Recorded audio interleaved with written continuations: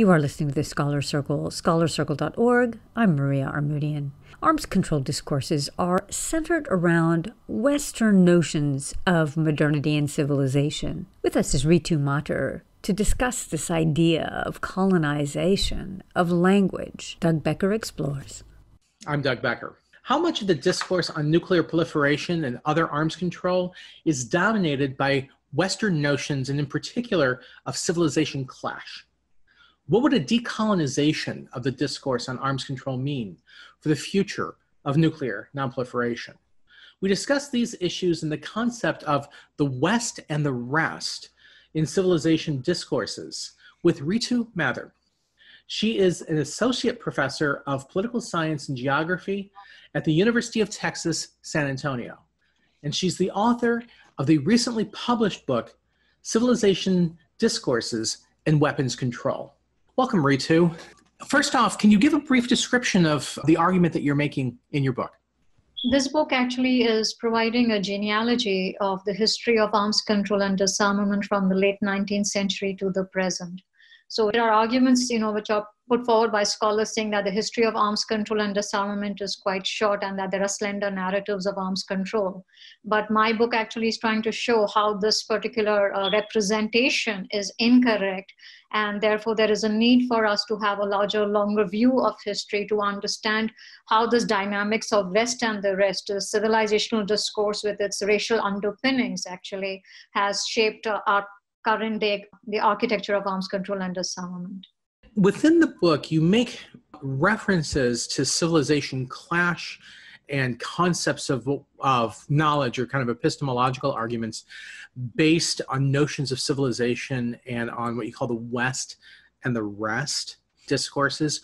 In what ways does Western discourse or colonial discourse color the way that we view issues of arms control and issues of armament?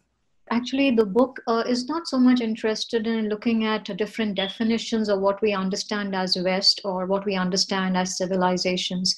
It is more regarding looking at these particular concepts of West as a civilization, as a rhetorical resource, which we draw upon to shape particular policies and practices. So there is a lot of contestation in terms of, what do we understand by civilization and what is this identity of a Western civilization? So within the book also, there is a little bit of a debate with regard to what is this identity of the West? Is it a racial identity? Is it a geographical identity in that sense? Is there some identity of a heroic West to some extent, or is it a question of a fragmented identity, but that the Western identity is used in a sense to mask the internal differences which might be existing in a sense, to provide a kind of a unified identity vis-a-vis the others in the international sphere. So there are these contestations, but the point of the question is, in a sense, when we talk about the West and the rest, how we place this dynamic, how it was introduced by Samuel Huntington at the end of the Cold War period for remapping the world order. And so this came across as something, suddenly a kind of tidal wave took place in the field of international relations, and all scholars were thinking about remapping the world order. Can we do it in terms of civilizational discourses? The book actually goes and talks about Huntington's representation, how he put it was West and the rest. But Arnold Toynbee at the end of the Second World War actually had spoken about the world and the rest. And his thoughtfulness behind putting that particular equation as the world and the rest was, in a sense, about whose voices do we want to represent. And I think that is a very important question for us as scholars in terms of whose voices are we representing, the voices of those who are suffering the most.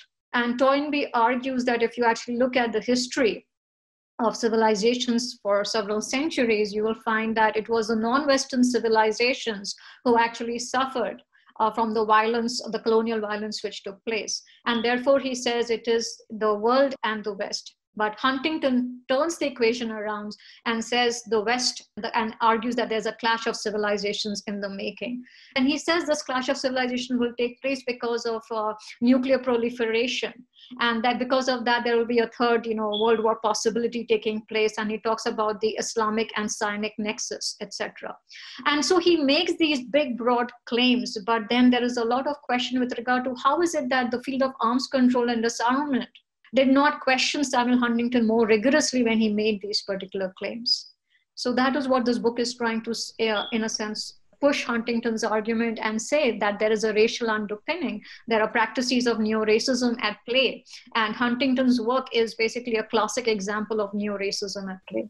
I think there's two things going on with Huntington's book and these concepts. I mean, first of all, sort of broadly, we think of Huntington as reminding us that even though the Cold War has ended, there's still a lot of conflict in the world, and the world's still going to be marked by conflict. And that has had such a profound impact on the notion of, the need for new technological advances in weaponry, the need to maintain a nuclear stockpile because there's always going to be threats. But then secondly is this notion that civilization, rather than say in international relations, we usually speak of states, that's what's driving conflict. And of course, he was responding to Fukuyama's notion that it was ideology that was driving conflict. But then he reintroduces this notion of civilization.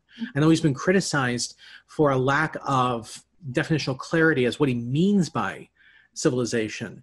And in reading your book, I see that with you saying, well, I mean, civilization really is part of a colonial discourse. When I see that word civilization, I immediately think of the colonial discourses of things like the British insistence that their colonies needed to be civilized, for example. Is that what you're referencing as neo-racism? Or is there more to it than what I'm describing? First of all, in a sense, whenever we talk about the literature on arms control and disarmament, right, we'd often talk about technology. Right? And there's a lot of emphasis on technology, right? And so similarly, when we talk about, now there's going to be a new clash of civilizations and weapons proliferation taking place, how are we going to address this? Now, this again is a limitation in the way we study the field of arms control and disarmament. So first of all is this overemphasis on technology. And second, this overemphasis on the nation state, right, as a generic actor, as the key actor in international relations, because that is how the discipline has shaped our thinking. Right. But I try to problematize these practices because I argue that this is only because what you're doing is when you're creating this generic moniker of the nation state, you are depriving states and societies of their particular characteristics, of their personalities. Right.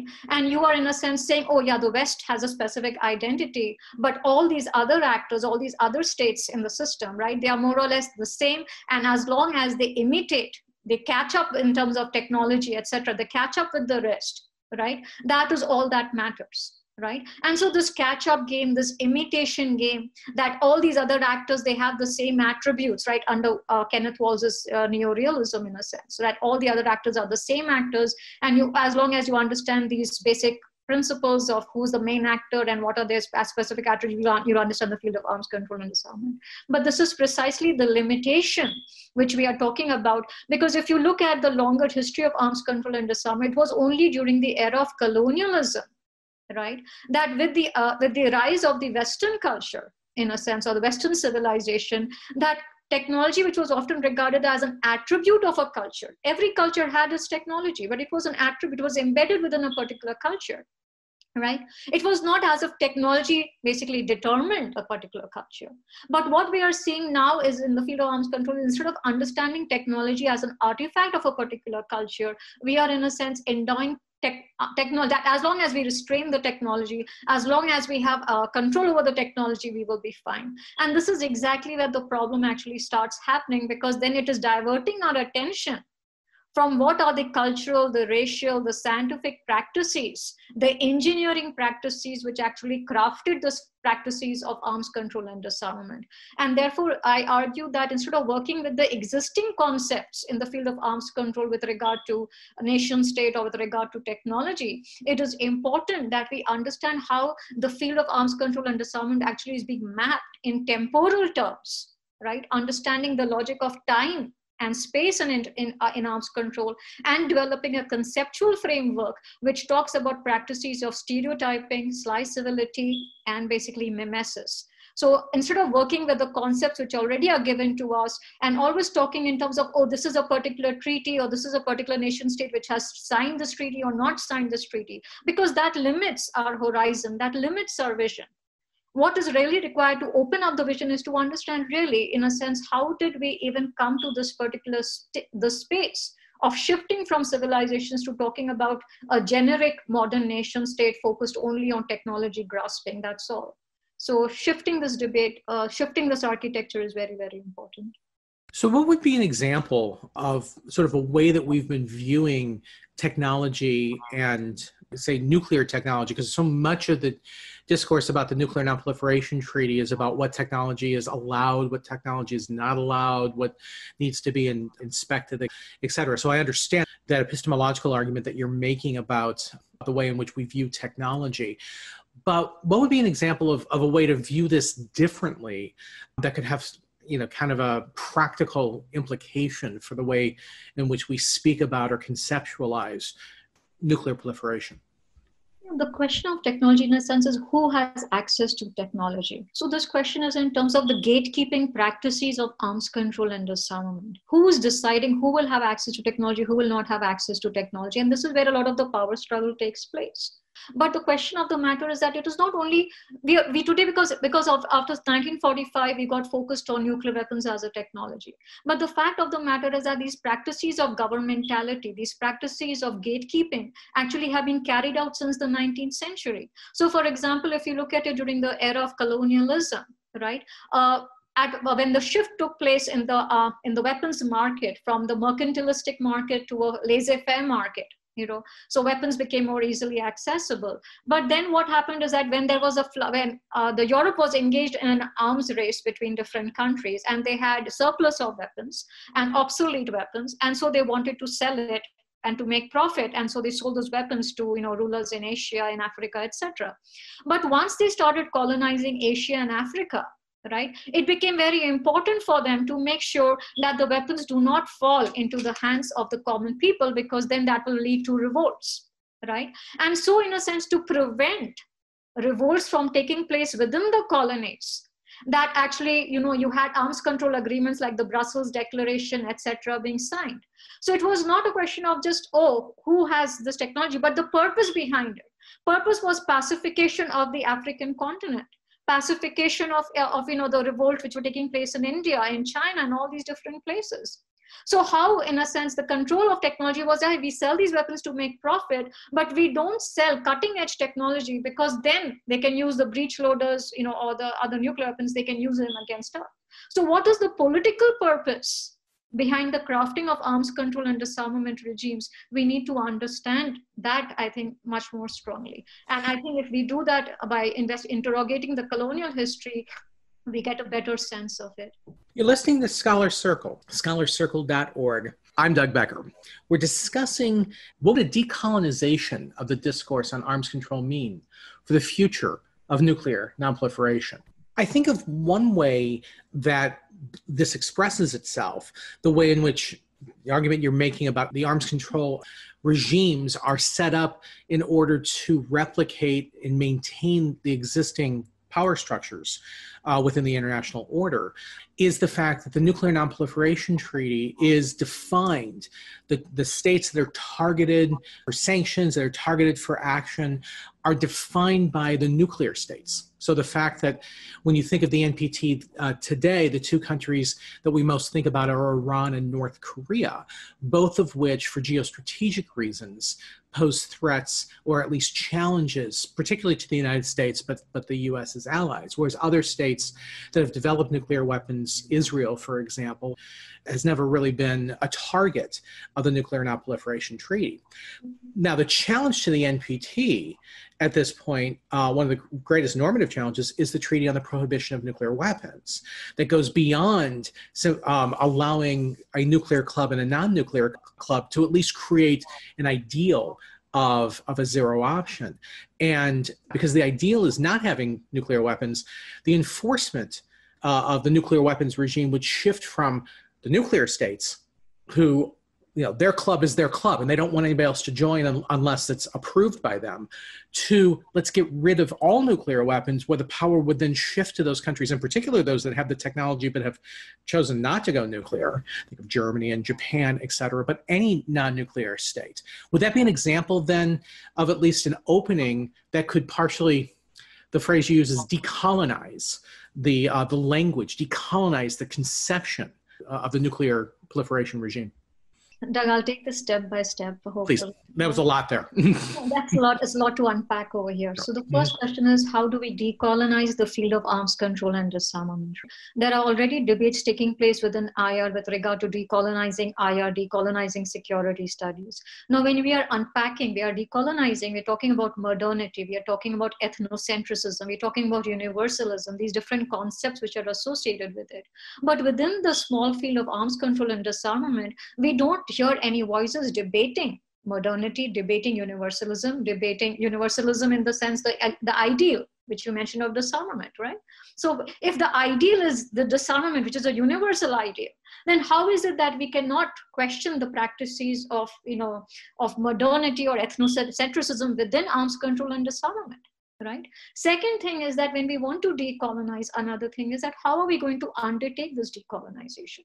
Because often we say, we cannot trust Iranians, we cannot trust North Koreans, they are corrupt, etc. Right. So we spatialize the problem. We say the problem is there, the problem is there, the problem is there. Right. Now there's plenty of literature to say, okay, which country is cheating and which country is hedging, blah, blah, blah. There's plenty of literature out there. So what I try to do in this book is, instead of looking at it in terms of specific case studies and spatializing the problem, I talk about the temporal understanding of arms control in a sense, right? And this is important to understand that there is a kind of a tunnel of time logic existing within the field of arms control. And therefore, we always talk in terms of practices of evolutionism. Right? So for example, we say, arms control, has it made any progress? From NPT, we are moving towards treaty of nuclear, prohibiting nuclear weapons. So has there been some kind of progress? Right? Have we achieved a kind of a better sense of justice within the society? Are we moving closer towards our ideal of disarmament? So there is this sense of, how do we map the sense of progress? How do we map the sense of shift which is taking place? Now it is important to understand that this mapping is actually taking place in a linear time plane, right? So starting from 1945, then you come to 1967, the NPT Treaty 1970, and then you're coming to 2020. So this is some kind of a linear mapping which we are taking place, right? We're talking in the language of evolutionism. Now, again, this is very, very problematic, because you see, during the era of colonialism, there was again the movement by the Orientalists, in a sense, to say that the Western society, the Western civilization is making an advancement. And the way you can map this advancement, this progress, is by linear mapping of societies. And that is how we have our sense of time, a linear understanding of time. And there was a way of saying other societies, their understanding of time is very cyclical, right? It is repetitive, right? It goes in a cyclical fashion. So nothing new is taking place in those particular societies. Right? And so those societies are savage, they are barbaric. So it is very difficult to track any modernity or any kind of progress or development taking place in those societies. And it is because we have, in a sense, put these different societies, different civilizations, right, on different time scales, right? We have a different way of mapping about who's making progress and who's not making progress, right? And so often it is because of these different time scales that we often refer to particular actors, like, for example, you mentioned Iran, North Korea, etc. We refer to them as the figures of alterity or the dirty dogs in arms control and disarmament. Whereas, on the other hand, those who are conforming to our principles, who are conforming to our timeline, in a sense, we refer to them as the noble savage, right? For example, Israel. Right? So how we, in a sense, classify actors using these practices of Orientalism, using this temporal logic in which we put these different actors into play. Now, another thing, when you're talking about moving on to this treaty of prohibiting nuclear weapons, in a sense, how did this treaty come into play? It came into play precisely because there was a sense of discontentment within the field of arms control and disarmament. Right? Because many actors who were put into this category of being semi-civilized states, for example, China in the colonial era, etc., or semi-civilized or barbaric states, etc., and the global South in that sense, right? This understanding that they cannot govern themselves, they don't have any understanding of law, they don't have any understanding of rules, they have no conception of time, they have no conception of technology. So how can we, in a sense, give them these weapons? How can we provide them, this thing? And so the custodians and the guarantors of the field of arms control are the Western powers, right? And that is how this distribution of power was justified for a long period of time. And it was precisely because of this revolt, and Hedley Bull recognized it, but he did not empathize with it, right? It was precisely because of this revolt, which has been there for a long period of time, that today you see a treaty on prohibition of nuclear weapons actually has been signed, right? Whether this is a signal towards modernity, towards achieving disarmament, that is a second question we can explore further. So sort of at the core of a desire to have nuclear weapons is a notion of sort of political advancement. And you're talking about the way in which we've defined modernity, or we've defined even, you haven't used the word, but I'll use the word development, as a tied to the political prestige of having nuclear weapons, of becoming a part of the powerful club. That certainly was the major motivation of countries like, say, India and later Pakistan, wanting to develop nuclear weapons, and other countries doing so. So is the need to try to redefine what we consider to be modern as something other than the possession of nuclear weapons? Is that one of the goals in understanding this? The thing is that, like, in a sense, when you talk about, what pushed India and Pakistan, right, to acquire nuclear weapons, right? And then there is always this generic logic, right? There's a modern nation state, and if you want to survive in a modern nation system, you have to basically acquire these weapons. And because these weapon systems, the weapons which you possess, they place you in a particular hierarchy in the international system. Every few decades, the technology, weapons technology keeps changing. But the question is that who has at the apex of this particular technology? So there is always this thing of catching up. Were India and Pakistan, in a sense, trying to acquire these weapons because they were trying to catch up with the West? Other way of looking at it was also because for a long period of time, these countries were also talking about nuclear disarmament. But basically, nobody was paying any heed to India's debates with regard to nuclear disarmament. And so when they started talking about civilizational exceptionalism, when India started talking about in terms of, oh, we are like the US, right? We are both democracies. We both believe in laissez-faire. We both believe in free markets, etc. So there was, in a sense, the shifting of the discourse, right? Talking about American exceptionalism and talking about India's civilizational exceptionalism. That produced some kind of a bridging, in a sense, or partnering between these two different countries. So India, in a sense, what did it do? It tried to, in a sense, re-signify the civilizational metaphor, and was opportunistic enough to use it in its own favor. Right. So I think that is what, in a sense, would explain to some extent its behavior. But another thing was also the sense of frustration which came because of the indefinite extension of the NPT. Right. Because what happened with the indefinite extension of the NPT was, the colonial powers, the imperialist powers, there was a sense of their nostalgia of holding on to their power, holding on to their privileges. And the best way of achieving that was, making this treaty an indefinite extension instead of every 5-year renewal.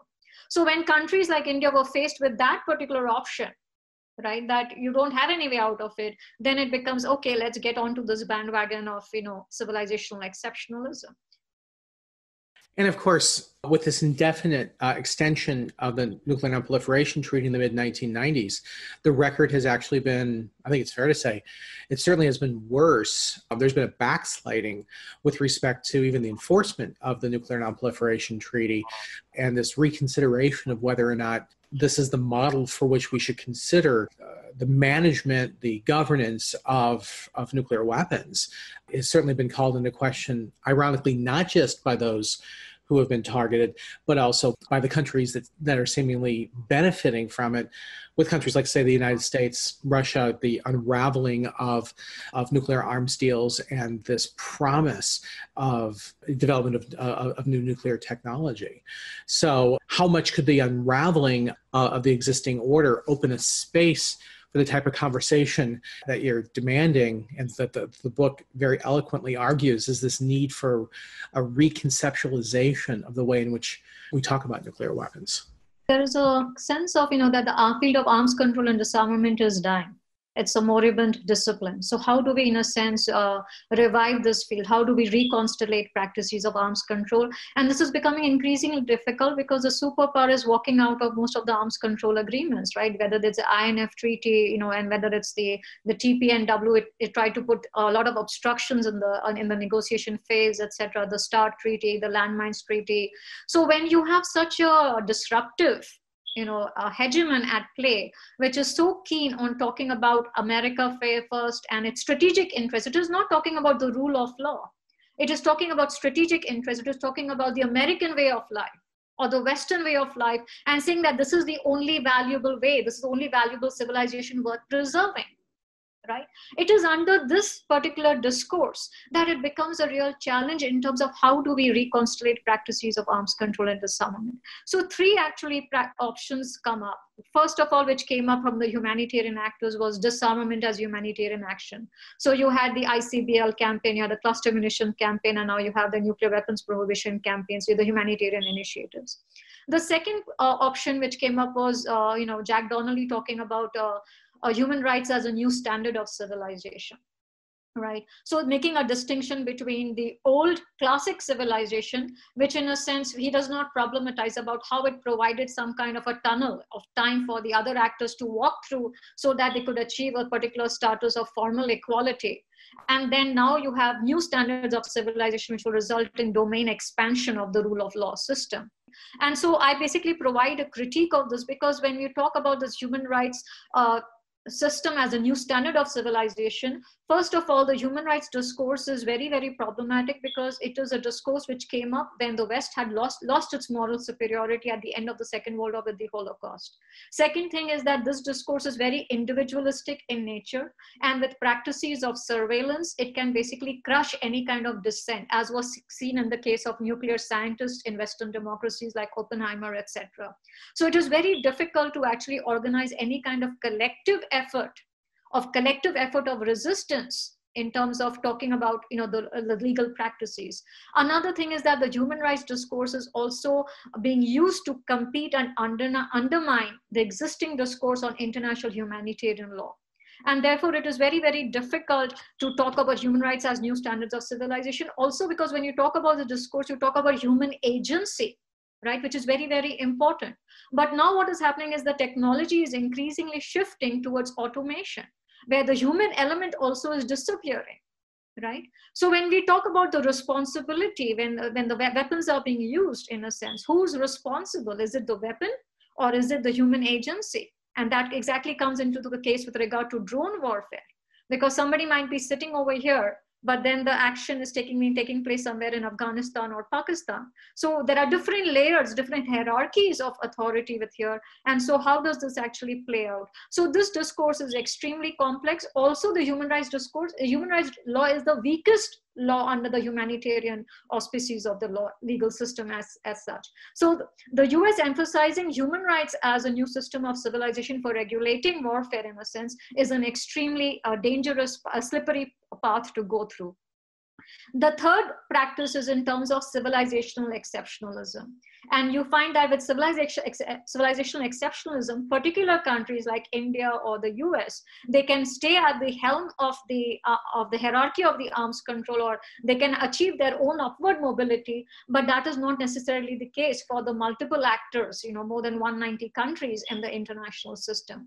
So you see all these three different pathways are extremely weak. And so when we talk about, in a sense, remapping the constitutional nuclear order, I think we need to pay more attention to how law is basically being used as some kind of a civilizing therapy, as Angie mentions, basically. It's a civilizing therapy, in a sense, to pacify, to maintain some kind of a status quo within the particular system.